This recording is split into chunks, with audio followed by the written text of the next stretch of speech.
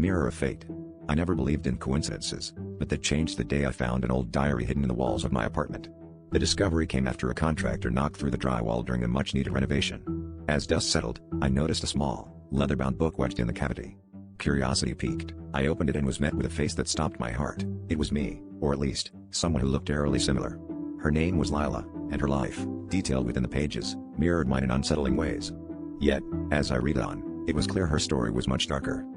The entries described Lila's life in a town I recognized as my own, but from decades ago. She wrote about her daily routines, her favorite coffee shop, and even her fears of being watched. As I read, a cold sensation crept over me, realizing how her experiences matched my own, down to the cafe I visited every morning.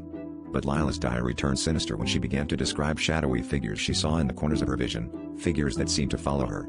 The descriptions were vivid and terrifying, and I couldn't help but glance around my apartment nervously. Lila's entries became more frantic as if she knew her time was limited. Her final entry was the most chilling. She wrote about a date, today's date, and a sense of foreboding that something terrible would happen. I felt a shiver run down my spine.